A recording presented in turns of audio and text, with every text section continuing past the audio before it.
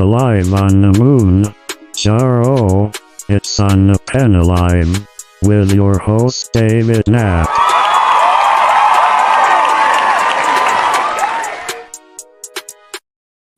Thank you, Clap Track, and happy Thursday night. I'm your host, Dave Knapp, ManOnMounjaro. That's why I'm here. You are on the pen. Wegovy, Saxenda, Victoza, Trulicity, Mounjaro, Zepbound, Compound, that pen.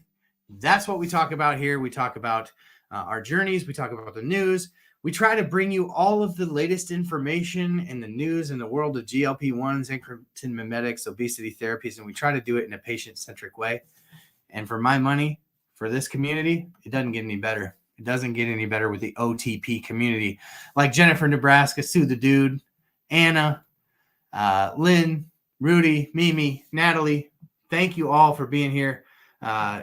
It is such a pleasure to spend my Thursday nights with you. This is our 85th episode of On the Pen Live. It's always just so good to hang with y'all. We've got a great show tonight. We've got a community member. We've got Megan Fenoy. I hope I'm saying your name right. Spoonie Megumi. That's who you know her as. Spoonie Megumi. You're gonna see her name pop up in the chat. You've probably seen it many times before. And so she's going to come on and bring a little bit of her own personal story to the channel tonight. Super excited for that. And there's just a ton to talk about. So without further ado, we're going to get into this week's housekeeping segment. So Chris Farley, David Spade, take it away. Housekeeping. This week, what do we got going on? Well, there's quite a bit going on, actually, in the world of On the Pen. So I was going back through this past week, just some of the videos that I was doing about a year ago here on YouTube and over on TikTok. And we're getting very close to the 1 year mark of Obesity Week last year. And Obesity Week was amazing. So much news came out of Obesity Week. A lot of news. Well, you know, basically it's just a bunch of doctors getting together and learning about what's new in the world of obesity treatment, obesity management. And it was just absolutely amazing to follow from afar. And I set a goal for myself. That goal was to essentially be there physically next year at Obesity Week. Because I just knew that the way that this was growing here, that it was a real distinct possibility that we could do that. And I believe I told you this a couple weeks ago, but I'm happy to report that we will be reporting live from Obesity Week in San Antonio this year. And I could not be more excited about that. It's just one of those moments, and I was kind of sharing this.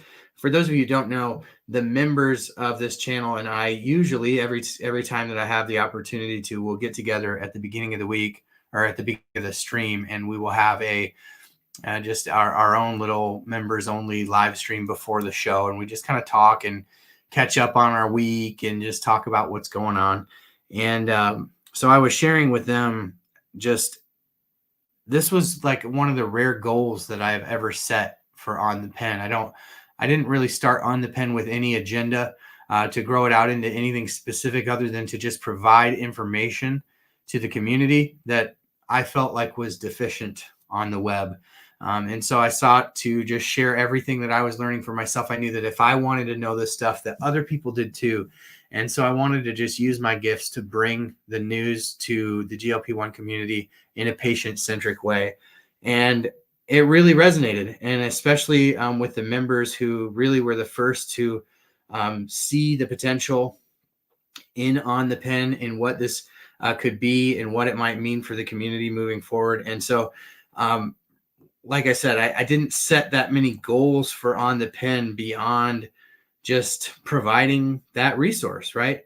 And so one of the goals that I did set after watching the events kind of unfold at Obesity Week last year was to be there physically. And so, hey, Donna, how are you tonight? So I am just really, really excited for this. This happens the first week of November. T, how are you tonight, buddy? The first week of November, this happens. And so I'm very, very excited to let you know that we will be there. If you would like to contribute to the cause, I'll be taking a week off of work. There will be some extra expenses for myself involved in that. If you want to contribute to that, we'll be bringing you the news on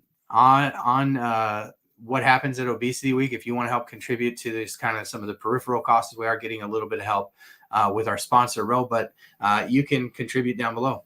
You can see the ways to do that. Visit OnThePen.com. There's just something that will pop up on the blog page that kind of shows you if you'd like to contribute in that way. No pressure, but if anybody would like to, that is an option. So thank you all for those of you. Some of you already have contributed in that way. So we're excited to bring you the live news, to be live streaming from Obesity Week. I'm hoping to buy a few little extra things to take down there too. Some more kind of remote live streaming stuff beyond just my phone, which is what I do most of my stuff with. So I'm just really excited. It's honestly a dream come true. And I'm only able to do it because of this wonderful, wonderful community here at OnThePen. So thank you all for making my dreams come true and just to helping to grow OnThePen into what it is today. So thank you. We're going to continue to move on the show. There's just a lot to get into. I don't know that it really fits into what's fresh or fake news, but we're gonna kind of file this all under what's fresh tonight.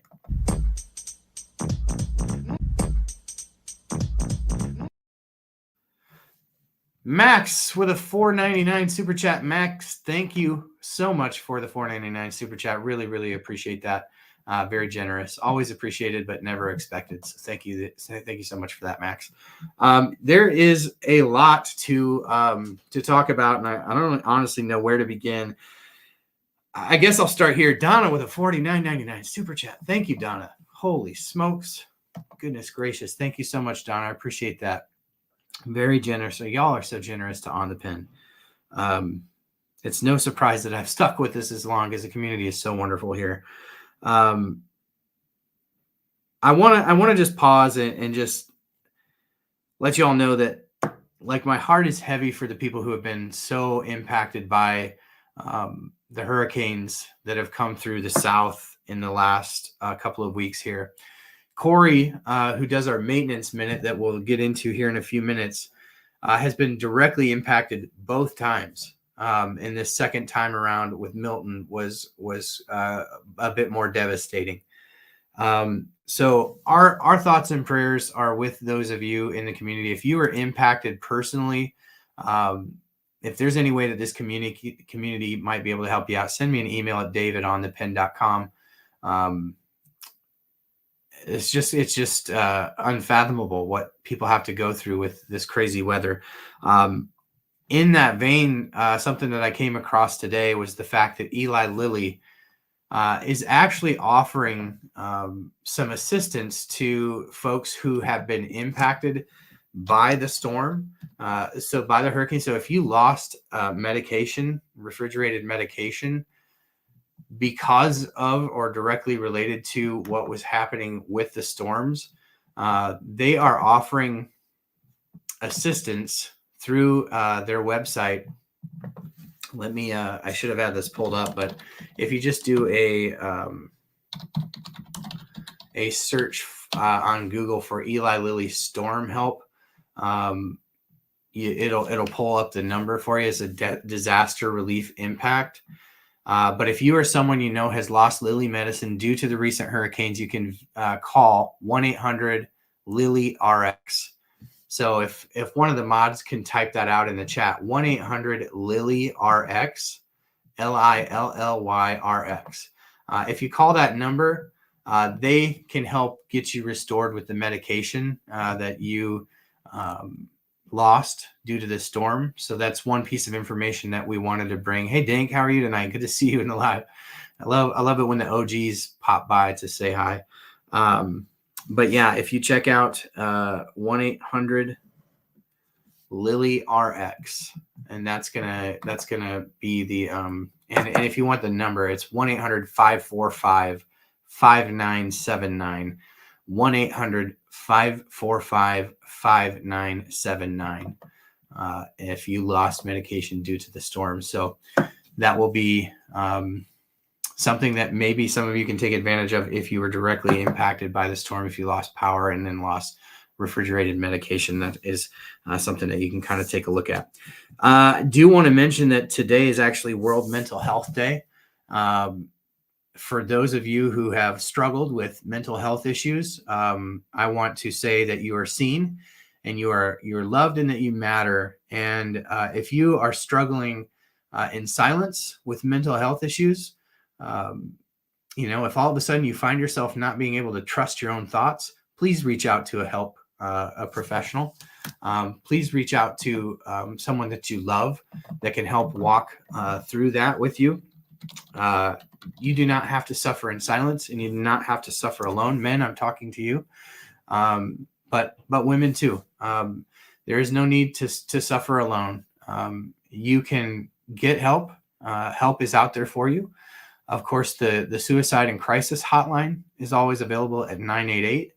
But I would definitely encourage you, reach out to a friend, say the hard thing, because no one should have to suffer alone. So on World Mental Health Day, as somebody who has struggled with anxiety and panic attacks at different points in my own life, I know it's like kind of hard to believe that somebody who gets on and does a show and all of this could struggle with that, but I have in the past, and I just want you to all know that you are not alone. There's the number for 1-800-LILY-RX. Thank you, Sabrina. I appreciate that. Good looking out.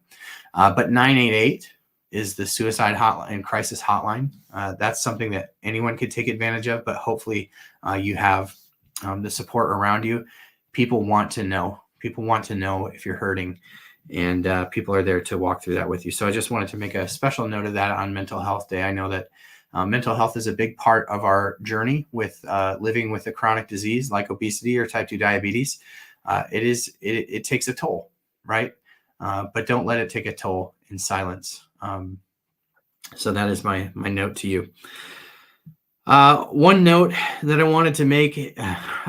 So we saw a couple of really interesting, sorry for the hard juke in topics, but we saw a couple of really interesting pieces of information fly out this week that I did not touch on the podcast, and I did not touch on in the sort of ancillary videos that I've done here on YouTube. But I think I did put a short out about one of these things. But the first thing is that for the first time since they've been tracking it, the obesity rates in the United States declined. You heard that right. The obesity rates have declined for the first time since they've been tracking these numbers. Why do you think that might be? Because people with chronic disease of obesity are finally getting the treatments that match the disease that they face. And so this is amazing news, obviously, right? This is amazing news. And simultaneously, we had the Congressional Budget Office release a report where they looked at patients on Medicare and anyone on Medicare. So they basically looked at this and said, if everybody who is eligible for a GLP-1 for chronic weight management who is on Medicare got it, how much would it cost the United States over the next 8 years? And the number they came back with was $32 billion. So for the next 8 years, it would essentially cost $32 billion of taxpayer money to fund it. Now, that seems maybe like a big number. It's about $4 billion a year, I think, if my math is mathing. Listen to this. $32 billion amounts to exactly 0.64%. That's less than 2/3 of 1% of the total amount of money that we spent on COVID relief in the United States. And I just want you to let that number sink in. It is $32 billion is 0.64%, less than 2/3 of 1% of the amount of money that we spent in federal dollars on COVID tax relief.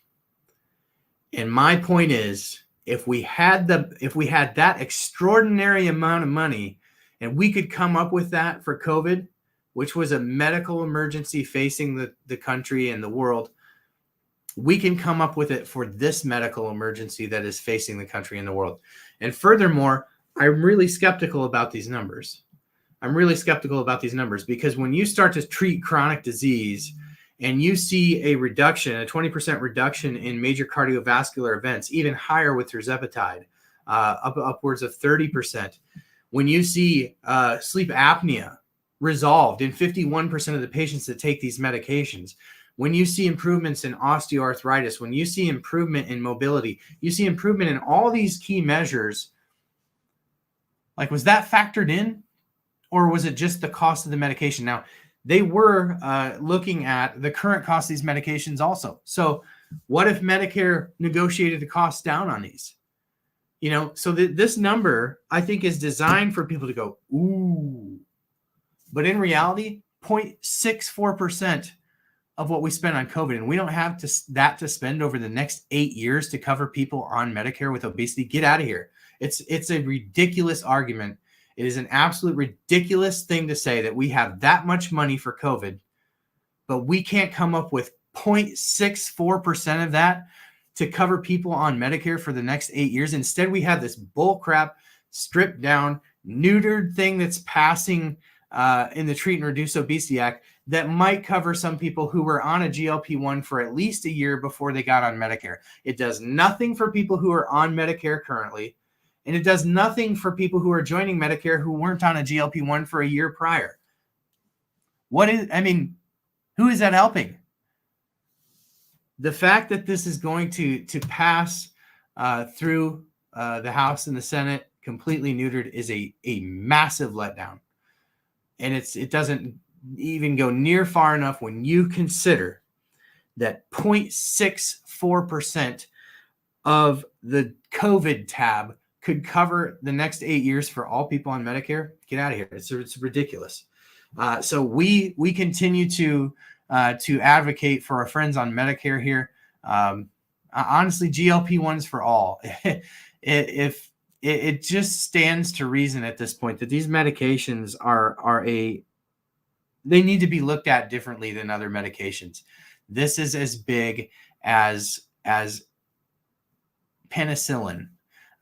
This is as big as any medication that's coming along, and maybe bigger, considering the threat that the world faces when it comes to the disease of obesity. So we call on Congress, we call on the Senate, we call on the president to do more when it comes to covering these medications for our friends on Medicare. I really, really wish that the Treat and Reduce Obesity Act did more.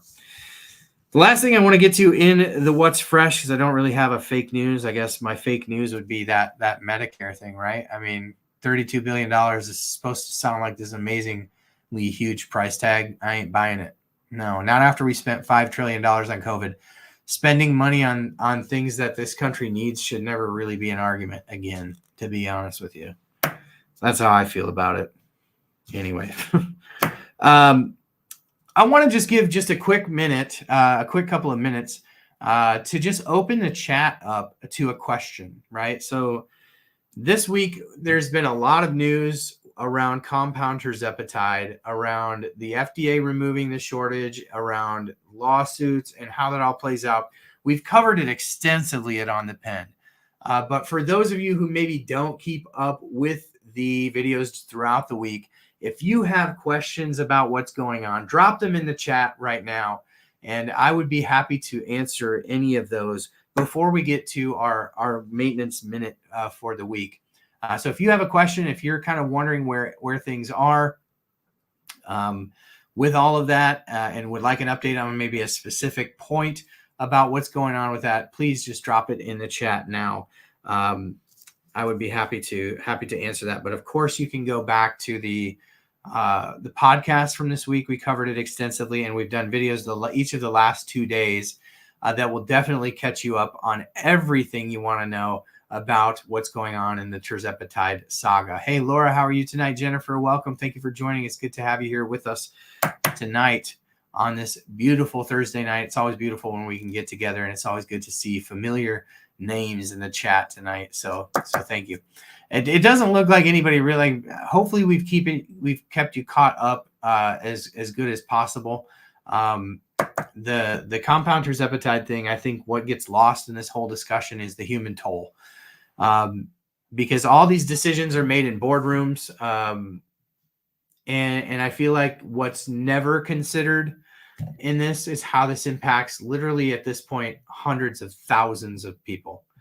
And so we're hoping we've got a line out to Scott Bruner, the CEO of the Alliance of Compound Pharmacies. We've got a line out to Eli Lilly. Can't wait to hear whether or not they will offer somebody to the community to give their 10 cents and their kind of point of view.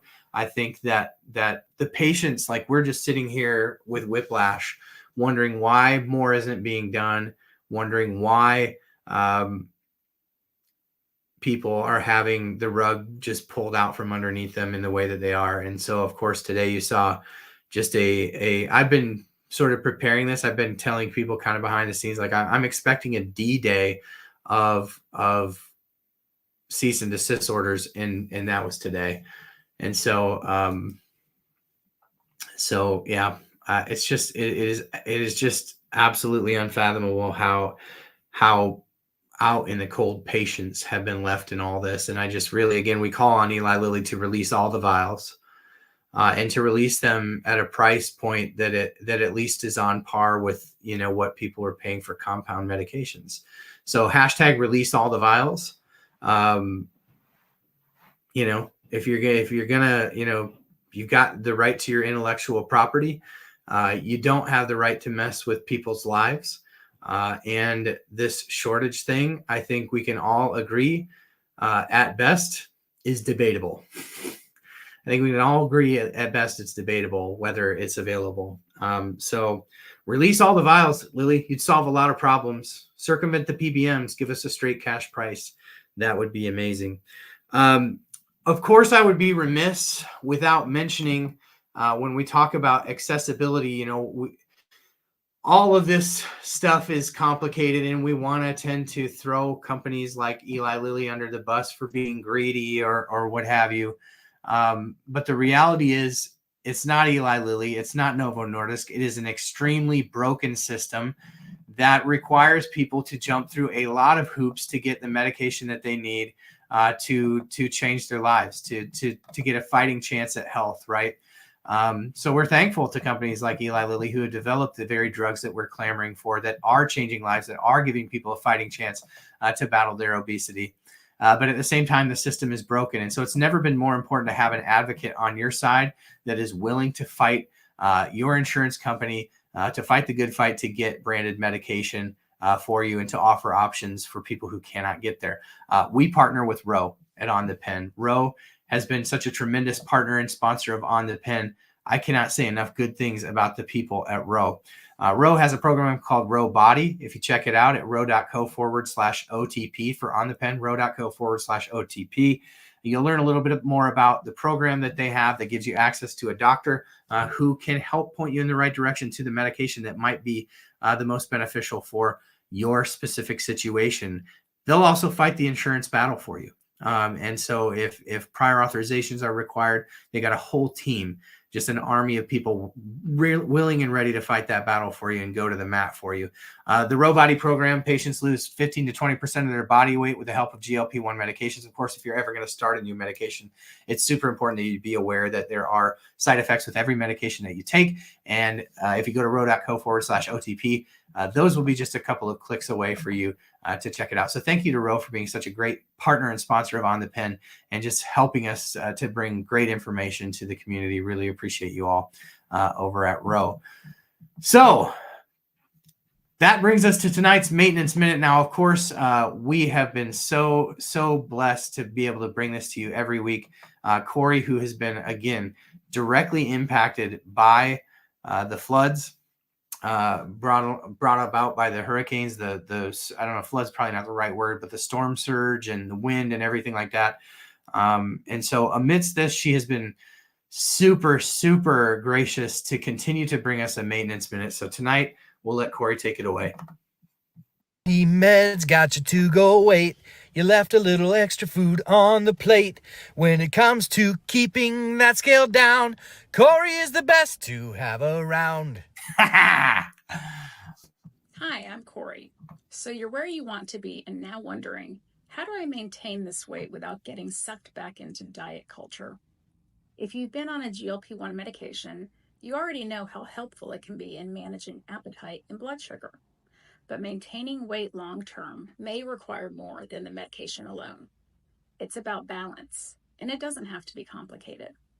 As always, talk with your personal health provider before making any adjustments. Step 1. Nourish your body. Don't restrict it. GLP-1 medications and sometimes GLP-1 GIP combination therapies regulate appetite by slowing digestion and reducing hunger signals. GIP works with GLP-1 to boost insulin production when blood sugar levels are high and can also enhance fat metabolism. This combination allows you to focus on balanced meals without extreme restrictions. Lean proteins, healthy fats, and fiber-rich carbs should form the foundation of your diet, but perfection isn't necessary. Think of food as fuel and enjoy what you eat without guilt. The goal is mindful eating and listening to your body's signals, something GLP-1 and GIP can make easier. Now, mindful eating doesn't mean feeling guilty about a cookie. Just maybe don't eat 5 and call it nuts. Step 2. Exercise smarter, not harder. GLP-1 medications help regulate blood sugar, offering stable energy throughout the day. This means you don't need intense workouts to stay in shape. A short brisk walk several days a week, along with light strength training a couple of times weekly, is enough to maintain your health and weight. Regular movement preserves muscle mass and supports a healthy metabolism, working in tandem with GLP-1's appetite-regulating effects. Step 3. Manage stress and lifestyle. GLP-1 medications can improve insulin sensitivity and reduce inflammation, but stress still affects your hormonal balance, particularly cortisol, which can trigger cravings and fat storage. Managing stress is crucial for keeping cortisol levels low and ensuring your medication works effectively. Incorporating stress-reducing techniques like deep breathing, walking, or taking time for yourself help maintains harmony in your body. Pair these with a consistent routine and enough rest to keep things in balance. Sleep is the unsung hero of weight maintenance. While GLP-1 can help stabilize blood sugar and improve sleep quality, it's important to aim for 7 to 9 hours of sleep each night. Lack of sleep can confuse your body into thinking it's hungry when it's actually tired. Let's be honest, nobody's reaching for a salad at 2 a.m. Proper rest allows your GLP-1 medication to support your body's natural hunger and fullness signals, making weight maintenance easier. Finally, stay in touch with your doctor to monitor your GLP-1 dosage and adjust it as needed. Maintaining your weight is about balance, not restriction. With the support of GLP-1 medications and a mindful approach to eating, exercise, and stress management, you can stay on track and feel confident in your choices. And that is your Maintenance Minute. Amazing update from Corey. That's the third installment of Maintenance Minute. Now, how did you enjoy the intro? Corey, that one was for you. I literally recorded it in the car. I was like, I gotta do a little ditty. And then when I played it last week, the audio wasn't there. And I was like, oh, we missed out. So that one was for you. Thank you again for putting that together for us amidst all that you're going through. Corey, our thoughts and prayers are with you. And that is super, super helpful. I know if you're enjoying the Maintenance Minute, put Maintenance Minute in the chat. It's been so great to have that. It's just a reminder that we have a Discord now where the conversation can keep going. So if you enjoy the conversation that we're having here, the conversation never has to end in the Discord. If you go to onthepen.com and just scroll to the bottom of the page, you'll see the Discord. Just click on it and it'll take you over there and you can join there. After the show, we have our Discord post game, right? We do a pregame with the members. after the show, we keep the conversation going in the channel over there called the OTP post game. So you need to join up over there. But yes, if you are just meeting Corey for the first time, because I know that we've got like a little bit different audience from week to week. Corey has been doing the maintenance minute. She's been a guest on OTP a couple different times, but she herself is in maintenance, and she's just got great content on TikTok. So she's brought some of that. She assembles a group of people every week or every other week or so for a maintenance live stream. And so Corey has been kind enough to share some of that with the OTP community. So thank you for again to Corey. Maybe a mod could drop her TikTok channel in the chat. It's at KORRIE, but there might be more to it than that. So if y'all could drop it in the chat. So thank you, Corey. Now that gets us to tonight's interview, and I'm so excited to bring you a community. She's on Instagram. Don't worry, Dink. To bring you a community story. One of the this is going to pull at your heartstrings a little bit. I think it's so important when amidst all the noise that we hear all week long about the compounds going away, amidst all the news that it can beat us down. What gets lost in all this are the individual stories of people who are both positively impacted by the medication, but then conversely, the tax that we pay because of the lack of accessibility, whether it be insurance, whether it be availability, whether it be the removal of the compounds. There is a human toll, a human tax that is paid by each individual story, and your story matters. And tonight's hot channel is none other than our friend Spoonie Megumi, who has been a avid OTP follower for some time now. I actually had solicited some stories for the help committee that we were in contact with the Sanders committee. For the record, never heard anything back from the Sanders committee once we submitted these. So I don't know if they're doing anything with it or not, but they received nearly 200 submissions from those of you in the community who wanted to tell your story about how the cost of GLP-1 medications has impacted you personally. Having read all of them, there were a few that stood out, just like rip your heart out, right? And one of those was Megan's story. And so we're going to bring in tonight's hot channel, Megan Fenoy, Spoonie Megumi, tonight's hot channel. Hot channel.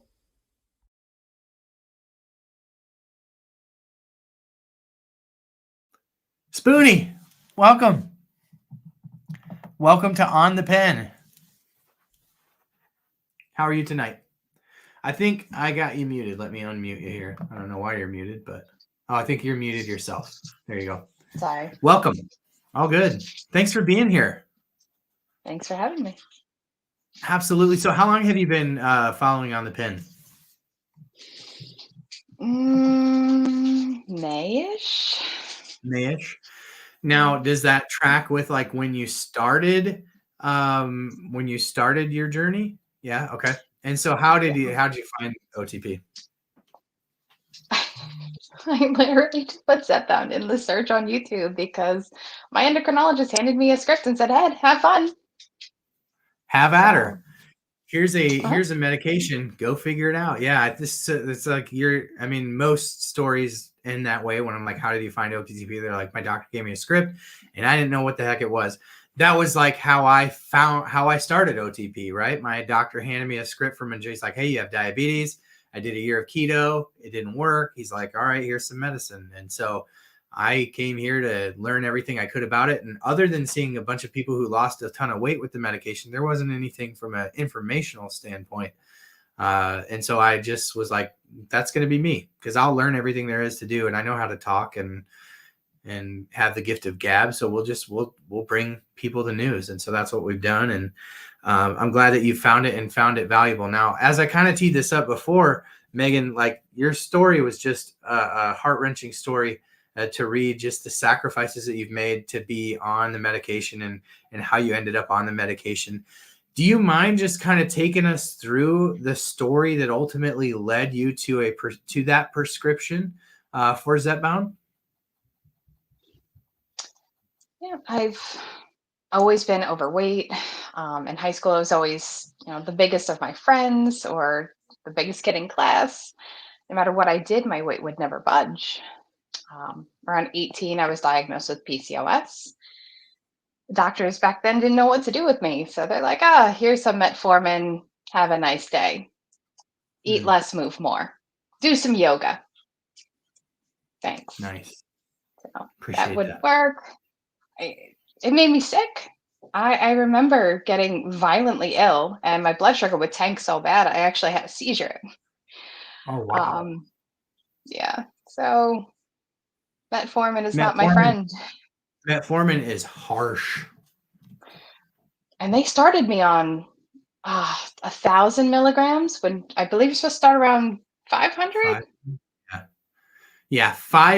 500 milligrams twice daily is what I was started on too. So it was 1,000 milligrams a day. And I remember, like, I have a story. I've kind of like shared them a little bit here on the channel, but like I definitely couldn't share the whole story because it's so bad. But let's just say that the bathroom at the Des Moines Hilton will never be the same. I did not know what I was getting into. Like giving a GLP-1 to somebody without any sort of frame of reference is one thing, but giving metformin to somebody with no background is like way worse in my opinion, because it's so harsh and you don't realize it's going to rip you up. And so it's like it reminds me a little bit of the you've seen Dumb and Dumber, right? Or are you too young for that? Okay, so they're like the scene where Harry had taken all the Miralax or whatever or X-Lax and ends up on the toilet. Like that's metformin. That like you've seen the memes of him like sitting on the toilet, like people have it framed and stuff. Like it could just say metformin underneath that. So they start you on metformin. They give you the metformin. You're like, oh, this is terrible. So then what happens next? I kind of gave up for a bit. They tried birth control. That's, it was the same thing. Eat less, move more. So I gave up. Then I started having some medical issues. I, went back and forth to doctors. So fast forward to my mid-20s, I was diagnosed with rheumatoid arthritis, Sjogren's syndrome, and POTS. Wow. 3 of that's intense. You got to catch them all. You can't have just one autoimmune disease. My goodness. That's intense. I have 4, but those were the 3. So you have POTS, PCOS, rheumatoid arthritis, and what was the 4th? Hidradenitis suppurativa. It sounds made up, I know. Wait, did you make it up? I wish. It's the worst of them all. It's like your hair follicles get infected and cause gigantic, sometimes welts and blisters. My skin hates me. My body hates me. My body chooses violence on a daily basis. I guess. Yeah. That's difficult, man. One of those alone is enough to really take a toll on people. Like when we talk about the mental health, World Mental Health Day, like living with a chronic disease, especially ones that involve pain. My wife has rheumatoid arthritis as well.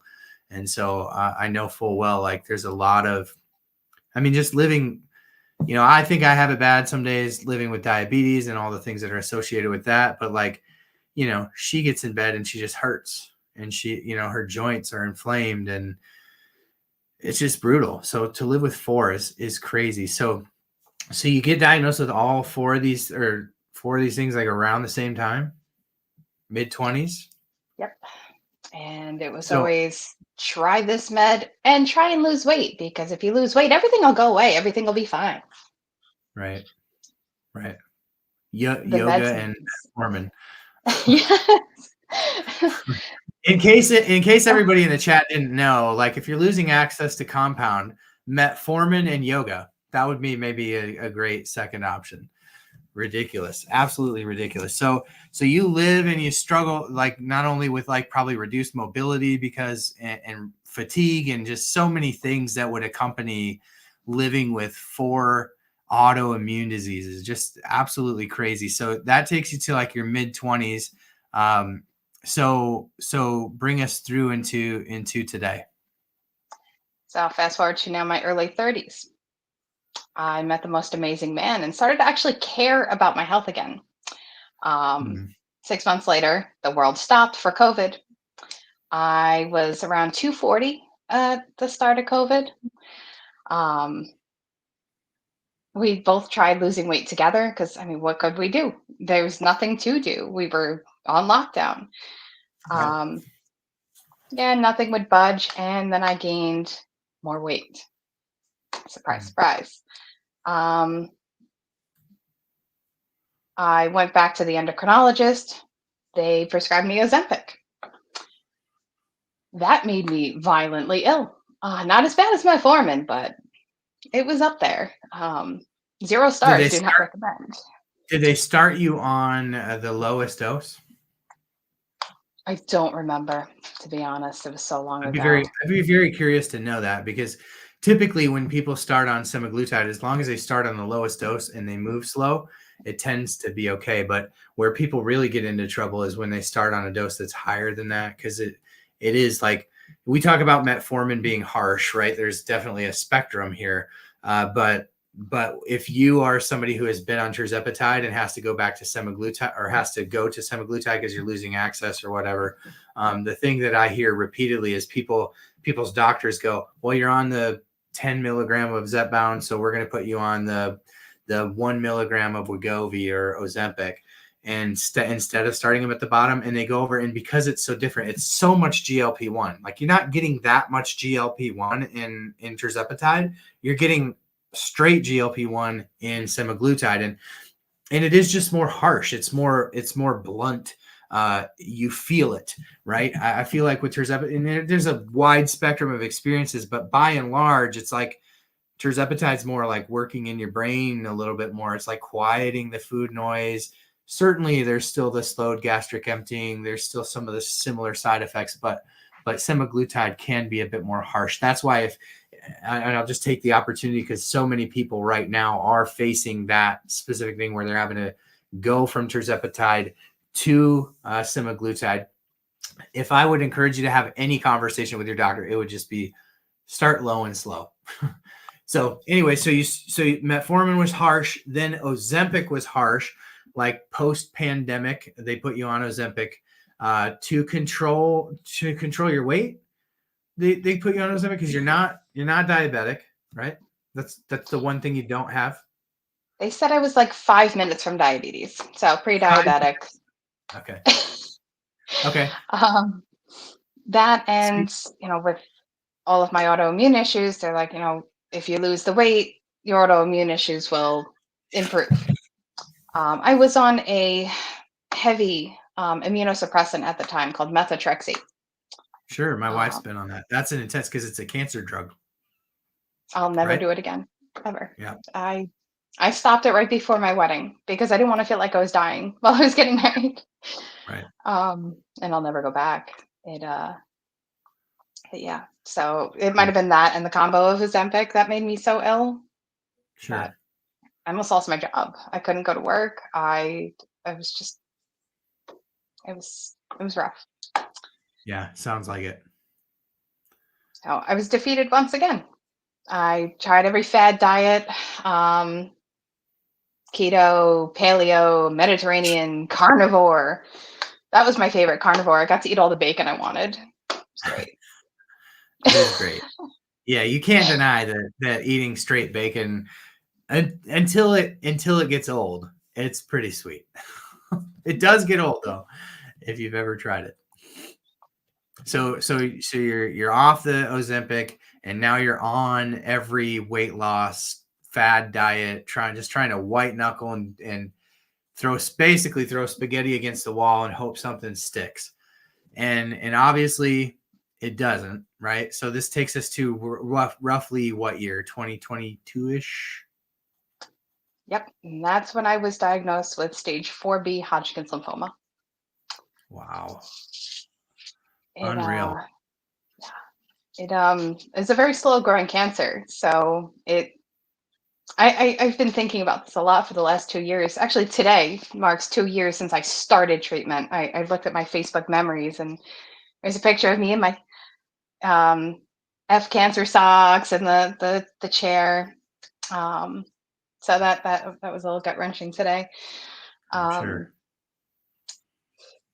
yeah, stage 4B Hodgkin's lymphoma. They were lesions in my throat. It was in my bone marrow, all of my lymph nodes. I have a lymph node that swelled to 9 centimeters in my groin, so I couldn't bend. I couldn't move. I couldn't sit without pain. And So is that ultimately what led you to get it checked out? Like, can you walk if you're able to, can you walk us through like how, what precipitated your trip to the doctor where you're like something's not right? okay, this is funny. I was exercising and I thought I tore a muscle in my butt, the gluteus medius. Went to my rheumatologist and we're talking. I'm like, hey, so you're the only doctor I feel comfortable with. I think I broke my butt. So he looks, he's like, okay, yeah, that seems like the gluteus medius. Sends me for an MRI. I see him the next week, and he's like, so you didn't break your butt, but you have a very large lymph node. So we're gonna get that biopsied. So I'm in tears, like, oh my God, I have no idea what's going on, but okay. I go and get it biopsied. They say it's unremarkable. Okay, great. That sounds great. Unremarkable. Okay, how do we get it to go down? They're like, no, now we have to remove it. I've never had surgery before. Scares the crap out of me. I used to be an EMT and I've heard horror stories. I've seen what goes on in the operating room. So I meet with a surgical oncologist after going through so many different doctors because nobody would touch me. I went to so many different general surgeons. They're like, oh, no, you have to go to a surgical oncologist. I'm like, it's not cancer. It's a lymph node. Let's chill. So fine, go to a surgical oncologist. He's like, you know what? I don't even want to say the C word. Don't even think about it. You're fine. You're fine. So I get it removed. 2 days later, I get the call. I am so sorry. It is the C word. And how old are you at this time? 33, 34. Wow. That is, I can't imagine that type of devastating news at that. I can't imagine it at any age, but so young. As a personal anecdote, my uncle around the same age died of a non-Hodgkin's lymphoma. I don't know the difference personally, but I know, I mean, just this, his was also, I think, a relatively slow growing cancer that kind of just popped up over time. But I can't imagine. So my heart goes out to you. You've got 4 chronic diseases, grasping at straws, trying to do everything you can to reclaim your health, doing everything you can to do what your doctors are telling you, to just lose the weight and you'll get healthy. You're white knuckling it through all of these different fad diets. You're working out, and all of that lands you talking. I mean, I can't even imagine talking to an oncologist. Like, I think, like, I never want to know what it's like to have an oncologist, you know, and to even be at that point where you're talking to an oncologist, let alone having them say, hey, we got to talk about something. It's just an absolute horrifying thing to fathom. So here you are in your early 30s. You've got a cancer diagnosis. So what does life look like from that point on? So treatment was rough. I gained 40 pounds throughout the treatment because all I could do was sleep. I was, I had no energy. I got up, I would work. I was working from home because of the shutdown and everything. So I would work my 8 hours when I could, and then I would sleep. And I felt bad. My husband, we were newlyweds, and he married a defective wife. And The day we found out about my cancer, the day before we had buried his mother's ashes. He had just gotten her remains back.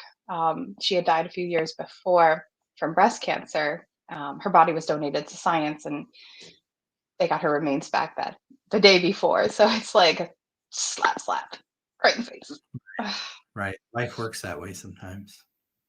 But he was always by my side. Just the most amazing man. Good dude, Mr. Megumi. Good dude. I love. There's very few things that touch my heart than hearing of dudes who are good to their wives and kids. So I'm so thankful. Like, if there's a silver lining, I'm so thankful that God saw fit to give you a good person in all of it, because that makes such a big difference. So here you are, Spoonie. You are early 30s, cancer diagnosis. Treatment is rough. After white knuckling and trying to get your weight down to where, you know, your doctor's told you that it need to be, now all you can do is sleep. You're just so exhausted, probably super depressed. I mean, I can't imagine, like, everybody has this like fairy tale idea in their head of like what the first year or 2 years or 3 years of marriage looks like, and all the things you want to do and experience before maybe you have a family, if that's what you decide to do. So, like, not only are you dealing with, you know, the crippling effects of a diagnosis like cancer at such a young age, but you're also grieving probably like what you expected life to look like at that point. And so treatment lasts how long, roughly? It was like 3 or 4 months. That whole time is just such a blur. I'm sure it is. I mean, it's probably hard to even imagine. It was probably hard in the moment to wrap your head around what was happening. And it's probably hard in hindsight to just even think of all you went through, because it's just like, it's so much trauma. So that takes us to 2023, right? Yeah. Into I kicked 2023. cancer's butt. Good for you. 2 years in remission, almost year and a half now. Awesome. That's And my amazing. oncologist is very happy with the Zepbound, because they believe that the cancer grew because the constant inflammation, the chronic inflammation over, you know, over the years. Yeah. And he said, if you don't get your inflammation levels down, you're going to get cancer again. So I need this. This is saving my freaking life. Well, it's one of the untold stories about Zepbound, tirzepatide, is the inflammatory reduction properties that it has. It's truly, like, when I say GLP-1s for all, I am firmly convinced that most people, because of a combination of genetics and the environment that we live in, the toxic environment that we live in, whether we're talking about food or air or whatever, I'm pretty convinced that most people would probably benefit from it based upon just all the things that we've seen in trials. One of the things that we kind of jumped over is, like, at what point did your doctor go Zepbound? Like, so you're done with treatment, and like, was it your oncologist, your rheumatologist? It sounds like maybe it was your rheumatologist, because it sounds like you had a really good one. But who was the one that introduced you to the prospects of Zepbound and what it might be able to do for you? I actually found a different endocrinologist in the same office as the one who prescribed me Ozempic. Oh, okay. I'm a year in remission. Let me get my life back. Let me lose this weight. I'm 270 pounds. I'm miserable. And I was going to go on metformin again. I was going to ask for metformin. That's how desperate I was. Wow. A true glutton for punishment. Sorry. You're like, you know what? I have 4 chronic diseases. I just went through 6 months of cancer and treatment. How's about some more metformin? That's like, Megan, that is the absolute, like, if you could boil it down to just what encapsulates, like, the desperation that people feel to just have health. I get it. Like I really do. Like even at points in my own journey, because I haven't been a super responder to these medications, like I have thought about going back on metformin too, and it messed me up. But there's a lot of people, I'm sure, I think I saw some of them in the chat tonight that are like, I use metformin along with the GLP-1 and it works great for me. But I know like you'll go back to it if you think that you might, have the prospects at a healthier version of you. So you go in and you're like, how's about some more metformin? And they're like, how's about some Zepbound? Pretty much. And you've never heard of it? You've never heard of Zepbound? I mean, obviously you've been on Ozempic, but you've never heard of tirzepatide or ManOnMounjaro or... Nope. I live under a rock. Okay. So they tell you about it. Do you walk out with a script that day? He sent it over to the pharmacy. I go home, I Google it, and it's like, oh, it's an injection. Ew. And I'm not afraid of needles. I mean, I'm covered in tattoos, but that would be a bit ironic. And you did Ozempic, so I mean, it wasn't completely foreign. And presumably, you're probably on some sort of biologic for rheumatoid arthritis. Are you on an injectable for that? No? Okay. I'm supposed to start and keep putting it off because I just titrated up to 7.5. I want to add something else. I'm supposed to start Cosentyx. Cosentyx, I've heard of it. Okay. And I've heard it's rough. My wife is on a drug called Enbrel. And she's been on it since she was diagnosed juvenile, so at 10 years old. And she's literally like, that drug had just come out at that time, and it's kept her disease completely at bay. And I know that they've only gotten better, but she still responds well to it. And this is sort of why when I got into this whole stuff, why prior authorizations and fighting insurance company was so near and dear to my heart, because we've done it for the entire, my wife and I, it's crazy to say, but we have been together for over 20 years now. We dated in high school, and yeah, so like one of the main things when I asked her parents if I could marry her, they're like, how's your insurance? Because back pre-Obamacare, if you had any gap, you weren't going to get your medicine again. Because they didn't cover pre-existing conditions. And so,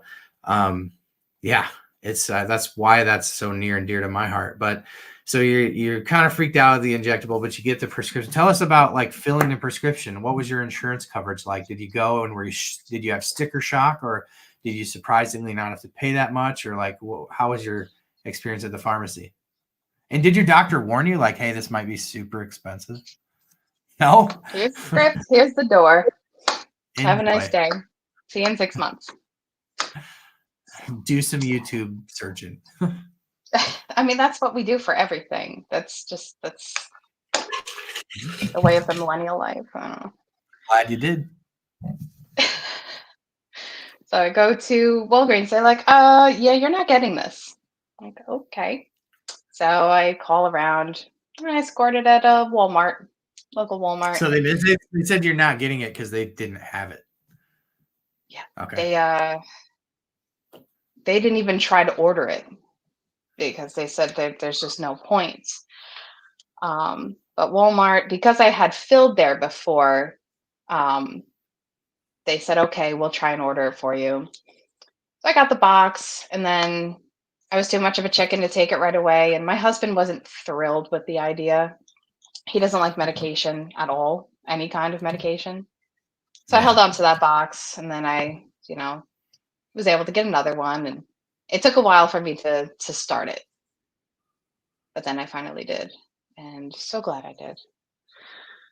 My husband actually was very against it at first, but then I convinced him, and then he started hearing about it through some of his favorite influencers, and they're like, he said, I've heard that people are actually being able to conceive because of this, and their inflammation is going down, so I'm not so against it anymore. Thanks. Yeah, I get that because I was in the same boat when I was diagnosed with diabetes. My doctor goes, "What do you want to do, Dave?" And I go, "I don't want to take medicine." And so, which is just crazy to think about, considering all that OnThePen has become, and it's all about medicine. But I think sometimes we have bad experiences, or we have just, deeply personally held beliefs about, different things. And it's hard for us to accept that there are pharmaceutical remedies to biological problems, and that not all of it is conceived in some,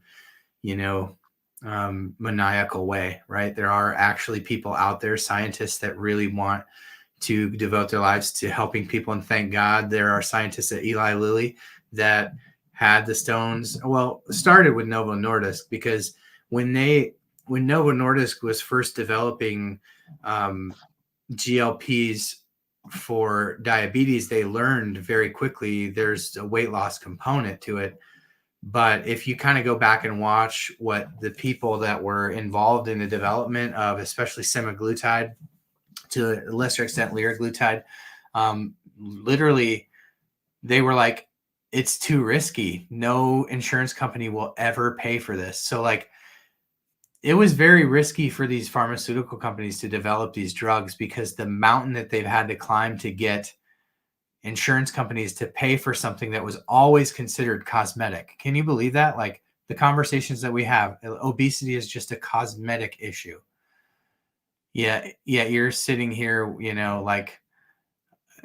having benefited so greatly from it. So you start Zepbound in late 2023 or early 2024? 2024, April. Wow, this year. Last week of April. So tell me about how the first few months went on the medication for you. Once you finally. I literally sat here for 2 hours staring at it like I'm afraid. I know I have a bit of medical PTSD between the How can you not? Oh my God. It's just the medications I've tried over the years. It's just, and then, the lymphoma treatment, I was terrified, not of the needle, but of what it was going to do to me. Yeah. And it wasn't that bad. I mean, I had the classic symptoms, side effects of the nausea, a little bit of joint pain, but who knows? That could have been, my RA. You can never tell. Is it the weather? Is it my body just choosing violence, or is it the med? You never know. Yeah. It might be all of them some days for you, right? It might be all of it. I mean, having RA, having an autoimmune disease, it feels sometimes like your body is in a vice, just being squeezed, and it's just, there are days that are worse than others. Yeah, I'm sure. What did you say what you ended up having to pay? Like, were you surprised at what you had to pay? Did you have coverage? What was that experience like? Coverage-ish. I think I paid $570 for my first box. Wow. It was around $550 each box, and then I was able to score a 3-month supply once, and it was a little cheaper. I think it was $1,200. So yeah, so you saved a few $100. Yeah, which every little bit counts, because when you're spending that amount. Yeah, unbelievable. So what was you get a couple months into it, and on the therapeutic doses, what kind of benefits are you seeing? Well, I just went through my medical records a few hours ago. My ESR went from 49 to a 38. That number has not budged in years. So my rheumatologist was floored. He's like, I'm going to start looking into this. My CRP went from 38 to 35. Not a big jump, but movements. There hasn't been movement in years, and I've tried every kind of biologic. Say your CRP numbers again. It was 38. Now is 35. Wow. So for those of you who are watching who you're not involved in, getting tests, rheumatology tests, these are inflammation markers. So for the first time, it sounds like, since you had been following this stuff, there's actually movement in a positive direction in your inflammatory markers. This is like I keep telling my wife, I'm like, you got to get on tirzepatide, because I've heard from so many people with autoimmune diseases, whether it's rheumatoid arthritis, or whether it's IBS, or whether it's What's the skin one? A lot of psoriasis, right? Like all these autoimmune diseases are so like, and we have seen like Eli Lilly has kind of telegraphed like that's sort of the next frontier in clinical testing for tirzepatide is in autoimmune. And so I'm very, very excited about that because I think like those are like the ones, the autoimmune diseases I think are the ones that we can't go like, oh, there's this clinical trial that showed this, but there's so many stories like yours where like I've been on a biologic for my entire life for my RA and nothing did anything for me until I got on tirzepatide and now I don't hurt anymore. Like, so as these inflammatory numbers are going down on the charts, are you feeling that physically or are the side effects still kind of counterbalancing how you feel? I feel so much better. My knees, my all of my joints feel better. I can move more. I can go up and down the stairs without being out of breath and feeling like I'm gonna collapse. Mm. It's life-changing. I have more good days, way less bad days. It's amazing. I owe my new life to this medication. Oh, and you deserve it. You deserve it. And I'm so thrilled that the medication has given you sort of like a new lease. I mean, you've known a lot of years of suffering. I mean, that was just the number one thing that stuck through my head when I was reading your story is like, this poor girl has suffered enough. Like, let's find a way to get this medication more affordable. Because I think like, if you don't mind, like, have you had to make any sacrifices to like $550 a month is a car payment, like a good car payment. My car payment is less. And I have a brand new car. Wow. Unreal.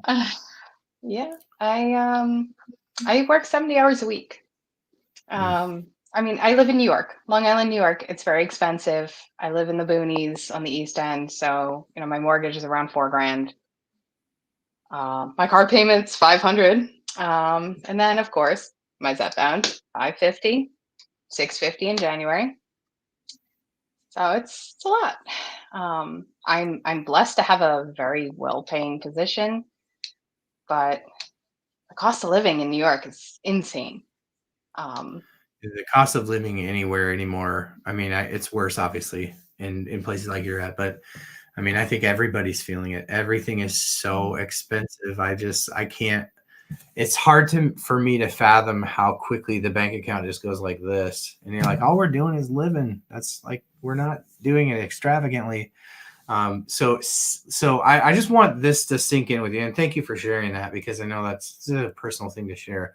But like, I want that to sink in with everybody in the community. When we talk about the human toll that, because you've been making the sacrifice to stay on the branded medication, that branded medication costs you $550 a month. At the turn of the year, it's going to cost you $650 a month.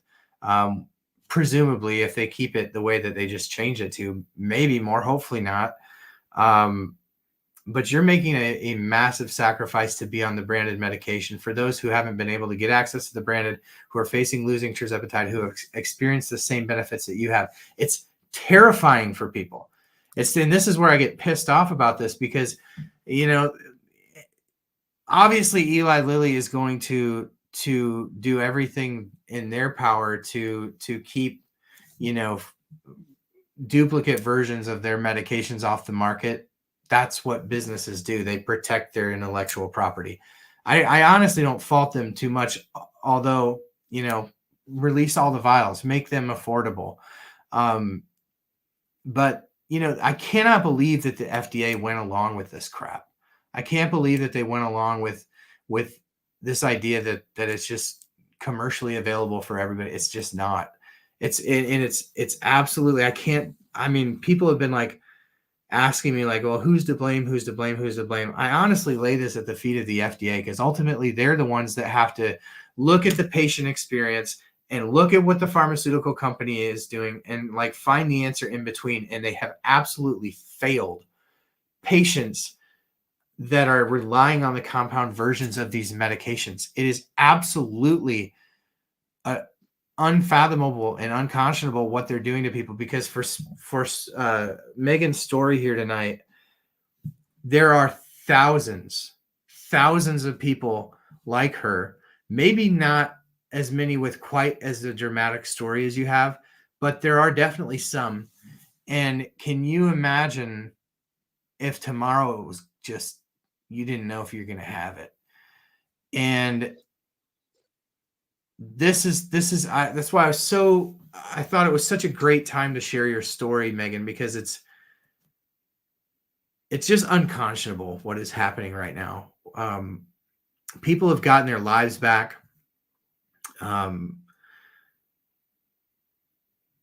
The accessibility is atrocious to these medications, and I don't posit that there are any really easy answers in all of this, because the system is so broken. But the human toll here, I just wish people in these corporate boardrooms would think about people and think about stories like yours. And I think it was just so brave of you to come on and be willing to be vulnerable, and share your story with the community, because your story is quite impactful and quite moving.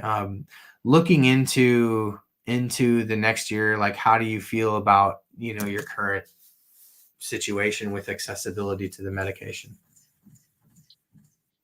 It's so unknown. There's a looming government shutdown. And if the government shuts down, I have to pay for my health insurance out of pocket. I won't get a paycheck.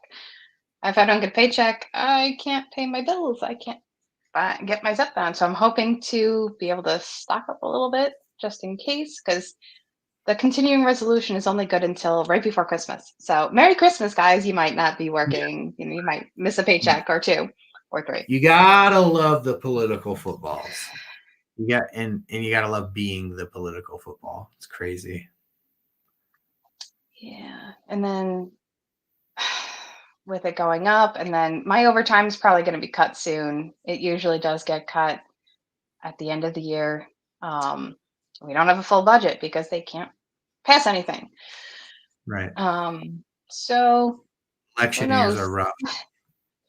Usually election years are great for federal employees, because we think our jobs are safe, because they're not going to lay off a bunch of federal employees. They want our vote. But we don't know this year. So I'm trying to stock up as much as I can, get my 90-day supply. And, Bro has been so good with, getting my refills and everything. I don't know where I would be without Ro right now. They're awesome. So, yeah, they're awesome. Hopefully they can help you continue to try to fight the good fight to get your insurance coverage, your insurance to capitulate and cover this more for you. That's my hope and my prayer for you. And I know, like, they've got a whole army of people that fight for this stuff every day. Like, they know the things to say, and they know, that, the PBMs are the PBMs, and the PBMs are gonna PBM. I'm sure, just out of curiosity, like, if you don't mind, and we didn't talk about this, so I'm sorry for putting you on the spot, but like, when you went through your cancer journey, were there any illuminating things that you experienced during that process that made you feel like, wow, these PBMs are terrible? Like, did you have any, or was it a pretty smooth experience from an insurance side? It was actually very smooth, only because I went through New York Cancer and Blood. My insurance covered a lot. What they didn't. You said that kind of fast. I didn't catch what you said. Because you went through what? New York Cancer and Blood. Okay. The Oncology Associates. They applied for grants for me. So whatever my insurance didn't cover, I got a grant for $25,000. Whatever my insurance didn't cover, they would cover everything up to $25,000, which they did exhaust right at the end of my treatment. So I really didn't pay anything until the end. Now it's all the follow-up care that I'm paying. And Sure. Yeah. It's It's perpetual. The system is so broken, Megan. It's so broken. And it's especially broken for the people who are really sick. And that's like, nobody should have to face, going into debt or questioning, like, is this treatment worth it because it's going to put my family through this situation? Or people have enough to worry about just trying to stay alive when they get a diagnosis like you had. And I honestly think it's that dire for some people who are on this medication. Like, I don't mean to sound dramatic. It's not like insulin. Like, if I don't get it today, that I'm not going to survive. But like, for some people, it's a pretty dire situation. If I don't get the treatment that I need, there's a cascade of health ramifications that ultimately are not going to play out well for me. And that's, again, to sort of bring it all back and put a bow on it. That's the human toll. And I just thank you so much for sharing your journey tonight and sharing with the community about kind of what you've been through. I hope that the folks at Roe continue to, I know that they will. They're just such good people there. I hope that they continue to fight this battle for you, that ultimately you win that battle, you get full coverage. I know that, the community, it will be keeping you in our thoughts and our prayers as you kind of navigate the next few uncertain months with the shutdown looming, and hopefully you're able to stockpile a good bit of this medication. And I just thank you for coming on and sharing your story tonight, Megan. Thank you for being here. Have a great night. You too. Spoonie Megumi with a brave, it's so brave of people to come on. Listen, I've been creating content for 2 years now. You all know how infrequently I share about my own journey because it's too vulnerable for me. I'm a coward when it comes to sharing. I have to grit my teeth and white knuckle through a video to talk about my own journey. Extremely brave of Megan to come on and share her journey. She has been through the ringer. And so Megan is such a valuable member of this community. And what I learned through this exercise of sort of getting stories from the community about how the cost of GLP-1 medications has impacted this community. There are a lot of Megans in this community. And in the broader GLP-1 community, there are a lot of Megans that rely on compound tirzepatide. And for the love of God, Eli Lilly, start to consider the human toll. These are people. These aren't numbers on a spreadsheet. These aren't numbers conversed over in a boardroom. These are human lives. These are people calling 100 pharmacies a day to find their medications. These are people waiting in limbo for weeks and weeks and weeks just to get an update if their pharmacy has the medication. You cannot tell me with a straight face, Eli Lilly, you cannot tell me with a straight face, FDA, that you have vetted this appropriately. Consider the human toll. Consider the stories of the Megans of the world who are more frequent than you would believe. Please consider the human toll. This is an incredibly taxing time, uncertain time for people who rely on these medications, which, again, all the credit in the world goes to Eli Lilly for developing this medication. All the credit in the world. The medication is a life-changing medication. Please don't take it away from people. Please don't take it away. And if you're gonna defend your intellectual property, I want to hear everything you're doing and everything that's in the works to make it more accessible for people. And that's tonight's On the Pen. I mean, hopefully we'll hear from Eli Lilly later this week. Hopefully we'll hear from the Alliance of Compound Pharmacies as to sort of their plan. We're going to keep you posted on, we're going to bring you the news. Regardless of what happens, you're going to get the news here. Thank you for following the channel. If you're not already, hit the thumbs up button, hit the bell button for notifications and hit the subscribe button. Yeah, I'm just kind of at a loss for words tonight, to be honest with you, because the community's hurting. I bring the news, and the news is the news. You know, I can't really change it. I try to bring you everything that I learn so that you, people like Megan, can have more competent and confident conversations with their doctors so that they know what they need to do, what the next step is. If you're facing losing compound tirzepatide and the price of the branded medication is too much, please talk to your doctor about the other options that are available. Semaglutide can be a terrific option for some people, which is still in shortage, still available in compounded form. But find a good telehealth company that is willing to fight for branded medication first. Because if we work within the system, 80% of the people who are on Wegovy pay $25 or less a month for Wegovy. But you have to fight the fight. You have to know what to say. And that's where companies like Ro are so impactful, because they know, they speak insurance. Your PCP probably doesn't speak insurance, nor do they have the time or the resources within their little practice to devote to the hour it's going to take out of somebody's day to fight it. But the telemedicine companies are the backbone of accessibility to these medications. Telemedicine companies are the backbone to accessibility to obesity treatment. They are fighting the good fight. Yes, there are some PCPs out there that get it. Yes, there are some PCPs out there that have the bandwidth to fight the good fight when it comes to insurance. But a good telemedicine company will fight that battle for you for branded medication.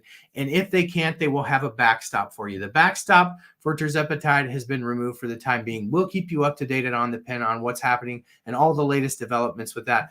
Semaglutide compound is a backup option that still remains available. It will likely still be available through the end of the year, as Novo Nordisk has telegraphed that they plan to roll the 0.25 milligram in shortage. As long as Wegovy stays in shortage, compound semaglutide is a reliable option for the coming months.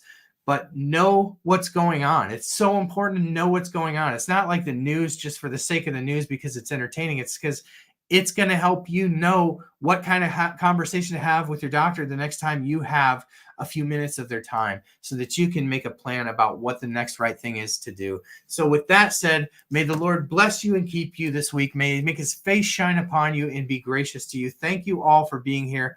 Thank you for being the best part of what we do here at OnThePen. Make sure that you hit that like button before you leave. Until next week, I just couldn't appreciate each and every one of you more. We'll do it again next week. Thank you.